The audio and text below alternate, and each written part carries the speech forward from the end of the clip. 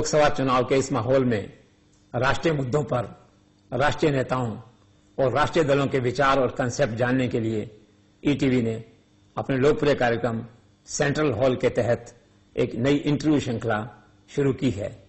इस श्रृंखला की शुरुआत हम भाजपा के प्रधानमंत्री पद के प्रत्याशी नरेंद्र मोदी से कर रहे हैं, जिन्हें अभी तक प्रधानमंत्री पद के सबसे करीब माना जा रहा है। देश में जितने जनमत सर्वेक्षण पिछले महीनों में हुए हैं, उन सब में मोदी को प्रधानमंत्री पद की कुर्सी के सबसे करीब माना गया है। नरेंद्र मोदी कैंप का दावा है कि इस बार चुनाव में एनडीए 310 से ज्यादा सीटें लेकर सरकार बनाएगी और नरेंद्र मोदी उस सरकार का प्रधानमंत्री के रूप में नेतृत्व करेंगे। वैसे राजनीति और सरकार का गठन संभावनाओं का खेल है। विपक्षियों का कहना है कि किसी भी सूरत में नरेंद्र मोदी या एनडीए को 272 का जादुई आंकड़ा नहीं मिलेगा और उन्हें जोड़ तोड़ करने के लिए विवश होना पड़ेगा। ऐसे में अगर एनडीए को अलायंसेस करने पड़ते हैं, नई जोड़ तोड़ करनी पड़ती है, तो उस सूरत में दिलचस्प बात यह है कि नरेंद्र मोदी की टक्कर गुजरात के ही सीनियर कांग्रेस लीडर अहमद पटेल से होगी, जिन्हें अभी तक देश के अलायंस पॉलिटिक्स में मास्टर ऑफ अलायंस कहा जाता है। In fact he has masterminded the art of all alliances. He is the ultimate architect of all alliances in the Congress party, all in one, a one-man show. लेकिन जोड़ तोड़ की इन सारी संभावनाओं के बावजूद मतदाताओं का एक बड़ा वर्ग आज भी ये मानता है कि मोदी ही प्रधानमंत्री बनेंगे, क्योंकि इस बार यह चुनाव नहीं है, एक रेफरेंडम है। इसीलिए आज बड़ी संख्या में लोग ये जानना चाहते हैं कि प्रधानमंत्री पद के इस उम्मीदवार की भावी योजनाएं क्या है। विदेश नीति पे, रक्षा नीति पे, आर्थिक मसलों पे मोदी के विचार क्या हैं। लेकिन मोदी इलूसिव बने हुए हैं, मोदी एक्सक्लूसिव बने हुए हैं, मोदी मीडिया से दूरी बनाए हुए हैं। इस सारे माहौल में उन्होंने अपना पहला इंटरव्यू ईटीवी नेटवर्क को दिया है। ईटीवी नेटवर्क अपने 35 करोड़ दर्शकों की व्यूवरशिप के साथ आज अपनी स्वतंत्र, निष्पक्ष और फेयर एडिटोरियल पॉलिसी के लिए जाना जाता है। हर कोई जानता है कि हम किसी राजनीतिक दल के साथ नहीं हैं, हम किसी व्यक्ति विशेष के साथ नहीं हैं, हम घटनाओं के साथ हैं, हम खबरों के साथ हैं, हम जनता के साथ हैं। We are the voice of the people. और इसी वॉइस ऑफ द पीपल को नरेंद्र मोदी ने स्वीकार किया और सबसे पहले इस ग्रासरूट चैनल को ही इंटरव्यू के लिए उपयुक्त माना। दिलचस्प बात यह है कि नरेंद्र मोदी के कार्यालय में 240 से अधिक न्यूज चैनल्स, समाचार पत्रों और दूसरी संस्थाओं के इंटरव्यू के आवेदन पेंडिंग हैं। लेकिन इन सब के बावजूद मोदी ने अपने दिल की बात और अपने विजन को ईटीवी के साथ शेयर किया है। ईटीवी एक ऐसा ग्रासरूट चैनल है जिसे आज हर गांव और हर कस्बे में एसेंशियल न्यूज चैनल कहा जाता है। यह देश का एकमात्र ऐसा सबसे बड़ा रीजनल नेटवर्क है जिसके हर तहसील और हर विधानसभा क्षेत्र में अपने संवाददाता हैं, अपने समाचार सूचक हैं, अपने रिपोर्टर्स हैं। यह इंटरव्यू एक ऐसे वक्त में दिया गया है जब पूरी भाजपा में एक मैसेज क्लियर है कि he is the real boss who is in complete command and control of the party. खासतौर पे आडवाणी का अहमदाबाद से चुनाव लड़ना, जसवंत सिंह का टिकट न मिलना, मुरली मनोहर जोशी का वाराणसी से कानपुर जाना, एक के बाद ये ऐसी घटनाएं हैं जो एक ही मैसेज देती हैं कि he is in real command and control. तो आइए देखते हैं यह बहुप्रतीक्षित और बहुचर्चित इंटरव्यू जिसे मेरे वरिष्ठ सहयोगी हरिशंकर व्यास ने किया है।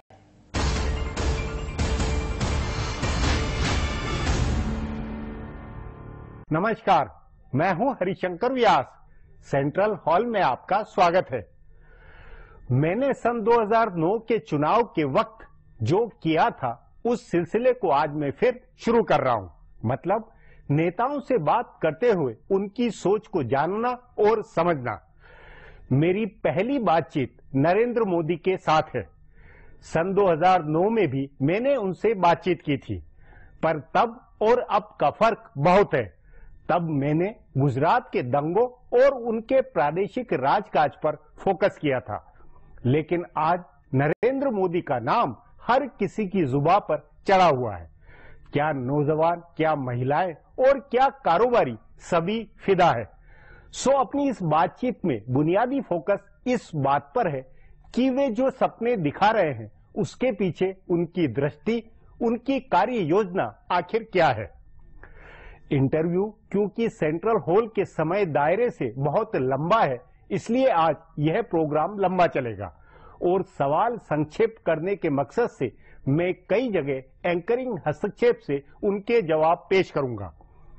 जैसा मैंने ऊपर कहा है, इस बातचीत का मकसद नरेंद्र मोदी की सोच और उनके व्यक्तित्व को जानना है, न कि उन्हें ग्रिल करने या तिल का ताड़ बनाना है।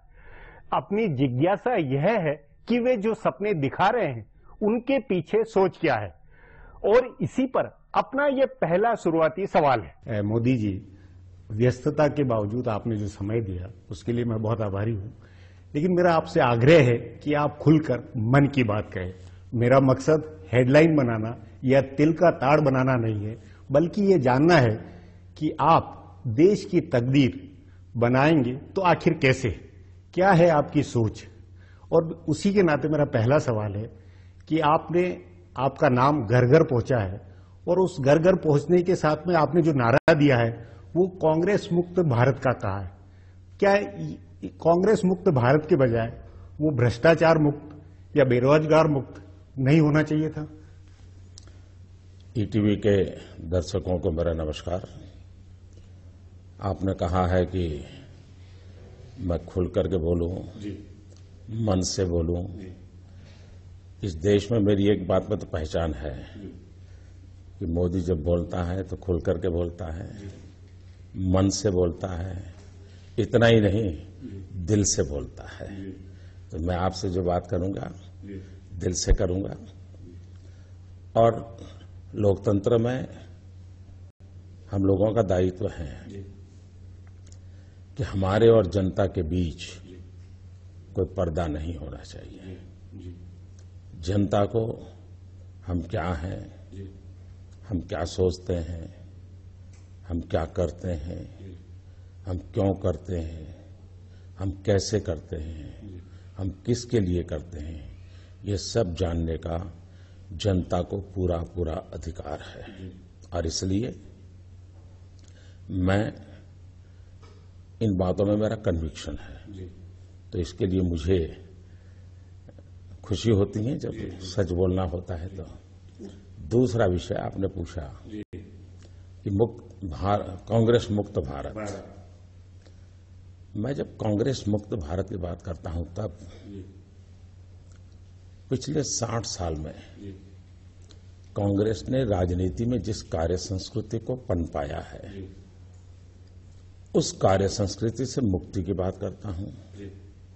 कांग्रेस ने जो वोट बैंक की राजनीति को सत्ता हथियाने का साधन बना दिया है, उससे मुक्ति की बात करता हूं।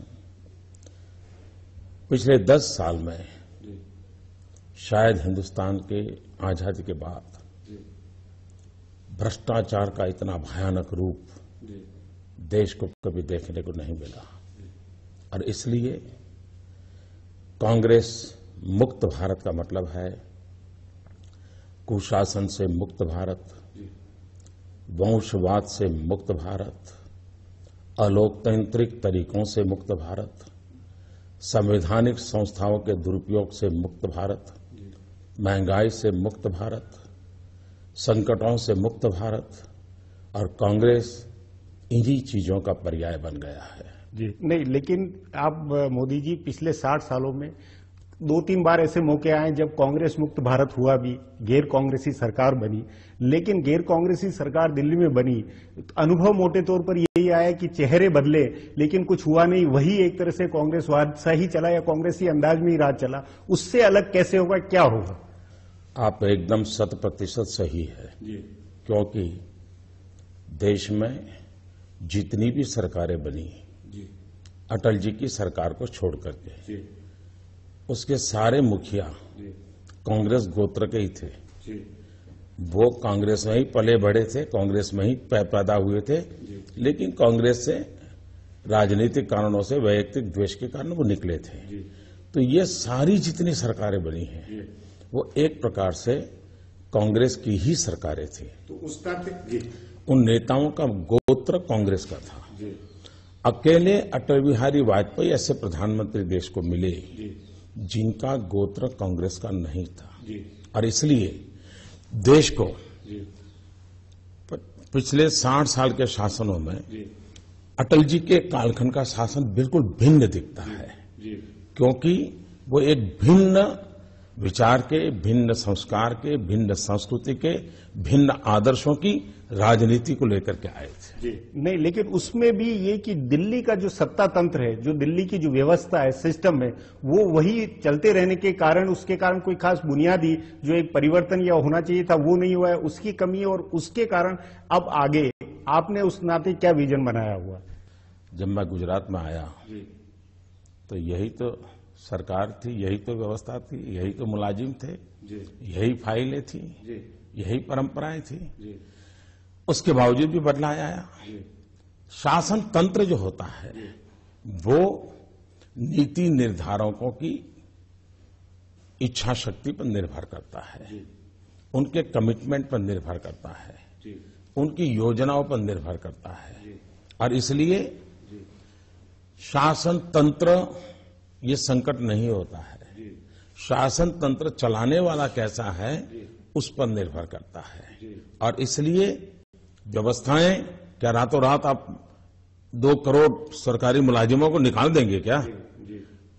आपको चलाना होता है। आपने देखा होगा आपकी चैनल में भी अगर एक एडिटर बदल जाता है तो पूरी चैनल का रूप रंग बदल जाता है। मालिक वही रहता है, मुलाजिम वही रहते हैं, लेकिन रूप रंग बदल जाता है। लेकिन फिर भी अगर व्यवस्था वही चले, ढर्रा वही चले, तो वो नेतृत्व या संपादक भी कई पूरी तरह फेल, अच्छे संपादक भी है उस जिम्मेवारी में सफल नहीं हो पाते, ये खतरा नहीं रहता है। इसलिए व्यवस्था की जो बुनियादी बातें हैं जिस पे कई लोग कहते हैं कि वो बदलना चाहिए। आप निराशावादी व्यक्ति हैं तो आपको विचार आने बहुत स्वाभाविक है।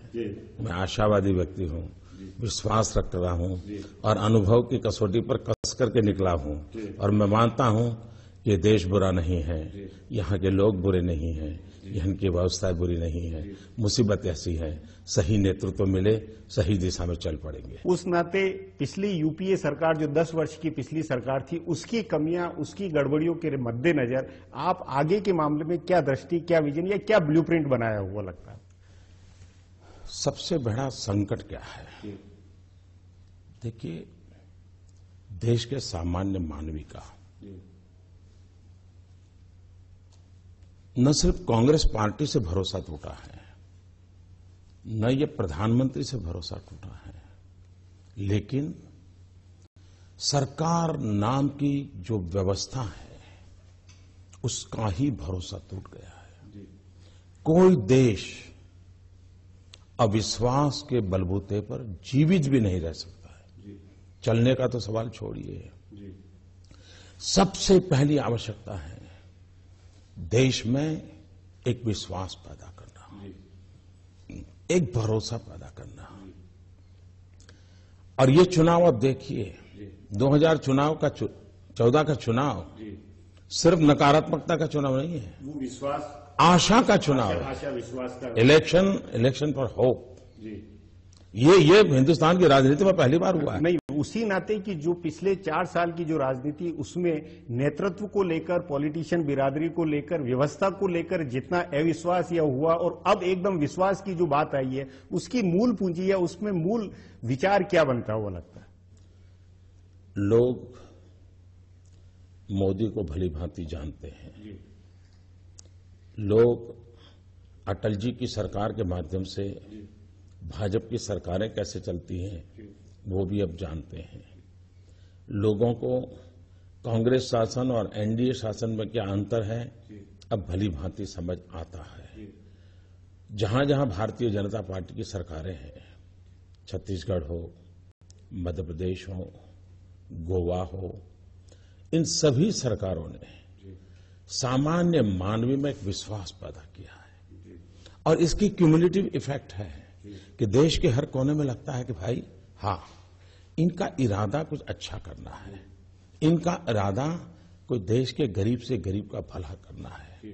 आज आप देखिए, देश की आदिवासी की जनसंख्या है उसमें से 40% आदिवासियों की सेवा करने का सौभाग्य राजस्थान, गुजरात, मध्य प्रदेश और छत्तीसगढ़ इन सरकारों को मिला है। और उनके कल्याण के काम जितने भाजपा सरकारों ने किए हैं, वसुंधरा जी जो सोच रही हैं, शिवराज जी ने किया है, रमन सिंह जी कर रहे हैं, गुजरात में हो रहा है, इन सबसे गरीब के गरीब तबके को विश्वास पड़ता है कि हाँ यार, ये लोग हैं जो सिर्फ नारेबाजी नहीं करते हैं, नक्कर परिणाम देते हैं। मोदी जी अब एक ब्रेक लेंगे, ब्रेक के बाद बातचीत को जारी होगा। अगले खंड में मुद्दा यह होगा कि आखिर नरेंद्र मोदी जो सपने दिखा रहे हैं, जो भरोसा पैदा कर रहे हैं, उस पर खरा उतरने की उनकी कार्य योजना क्या है।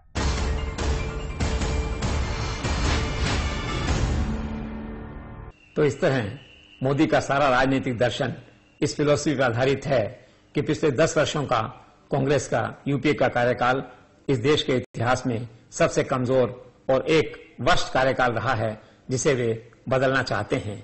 सत्ता में आना उनका एकमात्र उद्देश्य नहीं है, ऐसा वे कहते हैं। उनकी फिलॉसफी के हिसाब से सत्ता में आना इसलिए जरूरी है कि पूरी व्यवस्था को बदलना जरूरी है, और व्यवस्था को बदलने के लिए सत्ता में आना होता है। इसलिए कांग्रेस को हटा के भाजपा को, नरेंद्र मोदी को सत्ता में आना चाहिए। और जहां तक भ्रष्टाचार की बात है, मोदी के अनुसार भ्रष्टाचार उन 10 कारणों में एक कारण है जिनके कारण आज देश में असंतोष है,